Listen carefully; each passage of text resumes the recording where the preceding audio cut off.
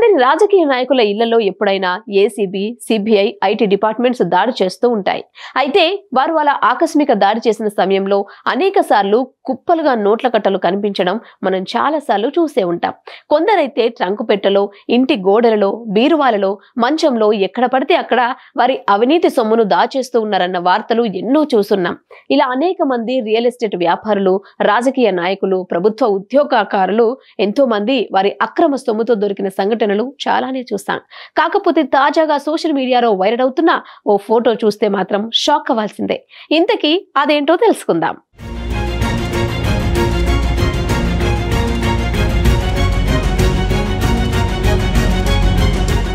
అస్సాం రాష్ట్రానికి చెందిన ఓ రాజకీయవేత్త డబ్బులనే పడక మంచంగా మార్చుకున్నాడు. తన మంచంపై 500 రూపాయల నోట్లు వేసి వాటిపై పడుకున్న ఫోటో ప్రస్తుతం సోషల్ మీడియాలో వైరల్ గా మారుతోంది.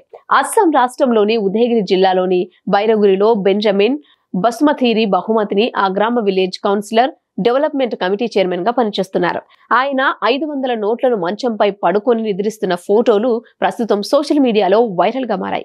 అంతేకాదు ఆయన శరీరంపై కూడా కొన్ని నోట్ల కట్టలను వేసుకొని ఫోటోలకు ఫోజులిచ్చాడు.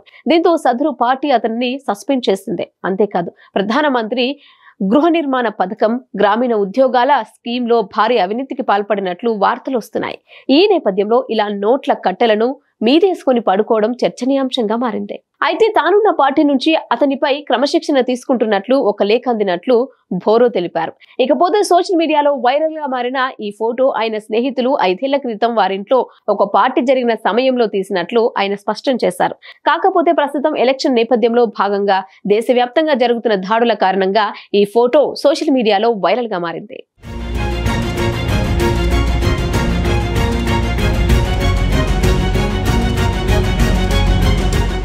సమస్య లేని ఇల్లు ఉండదు, పరిష్కారం లేని సమస్య ఉండదు. బంధాలు గొప్పవి, బాధలు చిన్నవి. మీ సమస్యని మేము పరిష్కరిస్తాం. రండి మాట్లాడుకుందాం.